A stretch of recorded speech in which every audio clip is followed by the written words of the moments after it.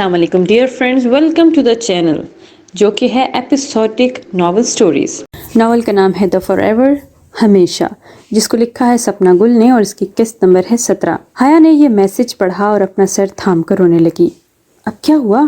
ابھی سے رونا شروع؟ ابھی تو اس کی موت کی خبر آ جانے دو۔ ولی تیزی سے بولا۔ فجر اور حیا تڑپ اٹھی۔ ولی کیا ہو گیا ہے آپ کو؟ آپ سے لوگوں کا دماغ خراب ہو گیا ہے۔ ایک دوسرے سے بحث کی بجائے مصطفیٰ بھائی کا پتہ کروانا ضروری ہے۔ تو تمہیں کیا لگتا ہے میں ایسے ہی بیٹھا ہوں؟ میں نہیں پتہ کروا رہا اس کے بارے میں، اور تم رونا بند کرو ورنہ مجھے تمہیں تھپڑ مارنے میں کوئی دقت نہیں ہے۔ ولی فجر کو بول کر حیا کی طرف متوجہ ہوا اور غصے سے بولا، وہ کیا تھا جو عورت کہہ کر گئی تھی؟ بچہ؟ دھوکہ؟ وہ ساری ثبوت بھی اٹھا کر لے کر آئی تھیں۔ 100 بیوقوف مرے ہوں گے نہ تو تم پیدا ہوئی ہوگی۔ تم ایک لڑکی پر بھروسہ ہے نہ کہ اپنی 4 سالہ محبت سے۔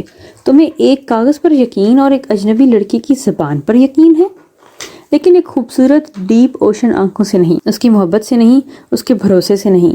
وہ لڑکی ایرکا مصطفیٰ کی گرل فرینڈ تھی، لیکن میں تمہیں بتا دوں اس کا ریلیشن شپ صرف 4 مہینوں کا تھا۔ تمہیں تو پتا تھا اس کی کتنی گرل فرینڈز تھیں، تو اتنا ڈرامہ۔ رہی بات بچے کی، تو اس کا بچہ نہیں ہے بلکہ کسی عورت سے مصطفیٰ کا بچہ نہیں ہوا۔ وہ بہت احتیاط پسند بندہ تھا۔ تم بھول گئے اس شخص کو OCD ہے، اس لیے تمہارے علاوہ اس سے کسی سے کوئی اولاد نہیں۔ 3 سال سے ابو تمہارے بچے کا پوچھتے تھے کہ کیوں نہیں ہو رہے۔ ان بیچارے کا بھی کوئی قصور نہیں، خیر سے پاکستانی ہے اور اکلوتا بیٹا بھی ہے جسے پوتے کی خواہش ہے، لیکن مصطفیٰ کو کوئی جلدی نہیں تھی۔ حالانکہ اسے بچوں سے جتنی محبت ہے شاید ہی کسی کو ہو۔ علیزی جب پیدا ہوئی اس کے چہرے کو دیکھنا تھا، اسے اٹھا کر جب وہ پیار کر رہا تھا تو میں سب سمجھ گیا تھا۔ جب اس نے یہ کہا کہ مجھے کیا چھوٹے ڈیڈی بلا سکتی ہے، تم نہیں جان سکتی مجھے کتنا رونا آیا۔ پھر جب اسے پتہ لگا کہ تم ماں نہیں بن سکتی، اس کا بہت رونے کو دل کر رہا تھا، لیکن اس نے تمہیں چپ کروایا اور اس نے تمہاری دل جوئی۔ آپ کو یہ سب مصطفیٰ نے بتایا ہے؟ اس کمینے انسان نے بتایا تھا میں جب واپس آیا اور اس کا حشر کرنے والا تھا کہ اتنا کچھ ہو گیا، اور بتایا نہیں، ہر چیز زبردستی پوچھی اور مجھ سے کچھ نہیں چھپاتا۔ خیر بہت ہو گیا حیا، تم جیسی ناشکری لڑکی کو مصطفیٰ ڈیزرو ہی نہیں کرتا۔ بس ولی بہت ہو گیا، جب سے آئے ہم بولے جا رہے ہیں، ٹھیک ہے غلطی انسانوں سے ہوتی ہے اور حیا سے ہو گئی، اب خدا کے لیے لڑنا بند کریں اور پولیس والوں سے پتہ کروائیں کچھ پتہ چلا۔ فجر کی بات پر ولی نے اسے سخت نظروں سے دیکھا اور باہر نکل پڑا۔ 4 دن ہو گئے، ابھی تک مصطفیٰ کی کوئی خبر نہیں ملی تھی۔ سب کی نیند جیسے اڑ گئی تھی۔ حیا کی بھی طبیعت مزید بگڑتی جا رہی تھی۔ اسے اپنے آپ سے نفرت محسوس ہو رہی تھی کہ اس نے مصطفیٰ کے ساتھ کیسا سلوک کیا۔ وہ کیوں ایسے کر کے جاتی؟ کیا اسے ابھی تک اس پر بھروسہ نہیں تھا؟ ابھی تک لوگوں کی پہچان نہیں تھی؟ اسے اپنے شوہر پر کیوں نہیں یقین ہوا؟ اس کا مصطفیٰ جب ایسا نہیں کر سکتا تو واقعی نہیں کر سکتا، تو پھر کیوں؟ حیا روئے جا رہی تھی۔ جب فون پر آواز اس نے دیکھا مصطفیٰ کا نمبر تھا، حیا نے تیزی سے اٹھایا۔ مصطفیٰ کہاں چلے گئے؟ آپ پلیز مجھے معاف کر دیں۔ ازکا؟ حیا کے لب ہلے۔ وہ ڈرائیور کو کہہ کر اس بلڈنگ کی طرف آئی۔ اس نے ٹیکسی والے کو کرایہ دیا اور احتیاط سے نکلی۔ یہ بلڈنگ ابھی انڈر کنسٹرکشن تھی اور فی الحال بند تھی۔ حیا مشکلوں سے قدم اٹھاتی ہوئی دروازے تک آئی، پھر اس نے فون اٹھایا اور نمبر ملانے لگی۔ میں پہنچ گئی ہوں۔ او سویٹ، ذرا اوپر دیکھنا۔ ازکا کی آواز سن کر حیا نے سر اٹھایا اور اس نے دیکھا گرین فراک میں وہ کھڑی ہاتھ ہلا رہی تھی۔ حیا کا دل کیا اسے شوٹ کر دیں۔ نیچے ایک لفٹ، وہاں آ جانا، اور پولیس تو نہیں ہے؟ اگر کوئی چالاکی کی نہ آیا تو یور مصطفیٰ از ڈیڈ۔ حیا نے نفرت بھری نظروں سے اس کا چہرہ دیکھا اور فون بند کر دیا۔ وہ قدم اٹھاتی ہوئی لفٹ تک آئی، تب تک اتنا چلنے سے اس کا چہرہ پسینے سے اور سانسیں پھول گیا، اور اندر گھسی اس نے بٹن دبایا اور لفٹ بند ہو گئی۔ جو لفٹ اوپر جا رہی تھی اس کے دل کی دھڑکن تیز ہو رہی تھی۔ یا اللہ اس پیارے شخص کو اپنے حفظ و امان میں رکھنا، یا اللہ اس نیک شخص کی حفاظت کرنا، میرے گناہوں کی سزا میرے پیارے مصطفیٰ کو نہ ملے۔ یا اللہ تو میرے براق اور اعلان کے باپ کو ہر شے سے بچا کے رکھنا۔ وہ دل ہی دل میں اپنے اللہ سے مخاطب ہوئی اور اس طرح وہ پہنچ چکے تھیں۔ وہ چلتے ہوئے ایک آگے بڑھی، جب اس کے قدم رک پڑے۔ مصطفیٰ! وہ چیخ ہی تو پڑی کیونکہ سامنے کھڑا اسفند، اس کا دوست اسفند، مصطفیٰ کو کوڑے مار رہا تھا۔ وہ بالکل چپ چاپ سہ رہا تھا اور اوپر سے نیچے لٹکایا گیا تھا۔ اس کا چہرہ اور جسم خاصا زخمی ہوا تھا اور خون بار بار نیچے ٹپک رہا تھا۔ اسفند ایک دم مڑا۔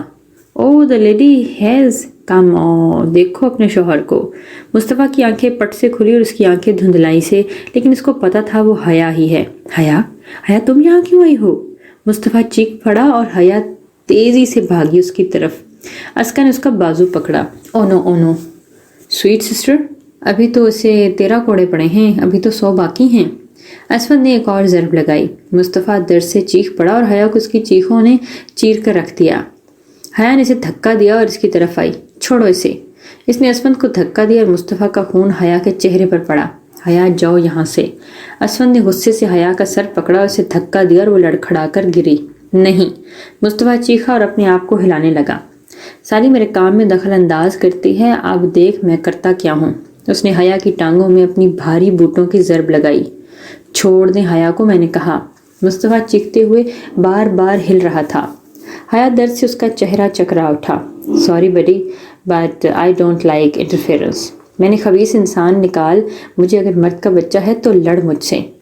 मुस्तफ़ा धाड़ा उठा। असफद ने उसके मुंह पर मुक्का मारा। सॉरी ब्रो, जो समझना है समझ ले तू। प्लीज़ इन्हें छोड़ दें, क्यों कर रही हैं ऐसा? तुम तो दोस्त थी। हाँ दोस्त था मैं इसका। इस कमीने की वजह से मेरी बहन सूफिया मर गई। इसने कत्ल किया था। इसने मुस्तफ़ा को मजीद मारा।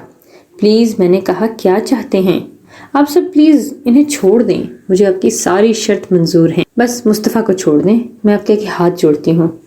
हया नहीं, यहाँ से चली जाओ खुदारा प्लीज़। ओह, सब शर्तें मंजूर हैं। अस्का डार्लिंग, ज़रा इस मुस्तफ़ा को नीचे करें। अस्का हंसते हुए बेरसी को नीचे की और इकरा मुस्तफ़ा नीचे जोर से गिरा। हया तेजी से उसकी तरफ आई और इसने मुस्तफ़ा का चेहरा थामा। Mustafa I am sorry, I am really sorry. हया ने मुस्तफ़ा के गिर्द बाजू हमाइल करते हुए और फिर वो रोती गई। हया। मुस्तफ़ा से बोलना मुश्किल हो गया। उसने मुड़कर नफरत भरी नज़रों से इन्हें देखा। बताओ मुझे, कोई ये सब क्यों चाहते थे? तुम लोग बताओ, क्यों हमारी ज़िंदगी बर्बाद कर रहे हो? हया का लहजा रंध गया और वो जानना चाह रही थी कि आखिर क्यों। असफद डियर, तुम सुनाओगी या मैं?